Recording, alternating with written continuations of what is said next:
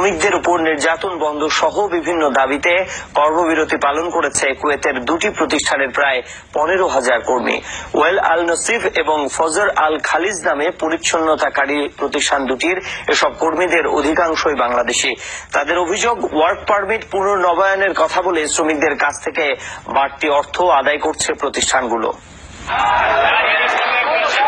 রোববার স্থানীয় সময় সকালে বিক্ষোভ জানাতে এভাবে পথে নেমে আসে কুয়েতের ওয়েল আল নসিব এবং ফজর আল খালিজ নামক প্রতিষ্ঠান দুটির কর্মীরা। ঘোষণা দেন কর্মবিরতির।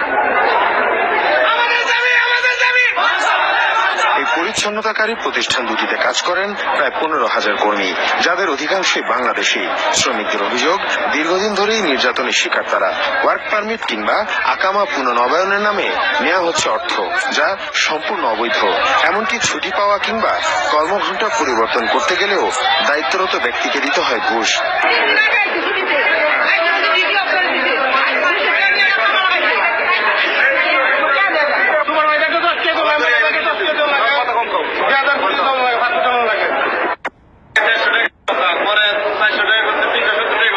আমার পয়সা রয়েছে 260 টাকা করে। আমরা ডিডি প্রেসে গেলে আমরা ডিডি দেয় না, যখন ডিডি দেয় না ডিডি বন্ধ করে দেয় 200 টাকা লয়, 100 টাকা লয়। তারপরে দেশে গেলে সফরে গেলে সফর থেকে গেলে 400 টাকা করে আমরা পয়সা লয়। নতুন অনেক শ্রমিকের কাছ থেকে নেওয়া হচ্ছে বাড়তি অর্থ, এমনকি আয়ের ওপর ভ্যাট নেওয়ারও অভিযোগ করেন অনেকে। এ সময় তারা ঘোষণা দেন প্রতিষ্ঠান দুটির মালিক পক্ষ না আসা পর্যন্ত কর্মবিরতি অব্যাহত রাখার।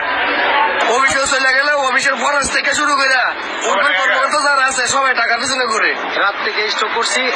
এই পর্যন্ত কোম্পানির কোনো আমাদের এম্বাসি কোনো একটা লোক আসতেছে না। আমরা এই টাকা দিতে রাজি না, এই জন্য আমরা হরতাল করছি। এ ধরনের সমস্যা সমাধানে বাংলাদেশ দূতাবাসের পক্ষ থেকে কোনো উদ্যোগ নেওয়া হয়নি বলেও জানান শ্রমিকরা। মুশফিক হাসান, যমুনা নিউজ।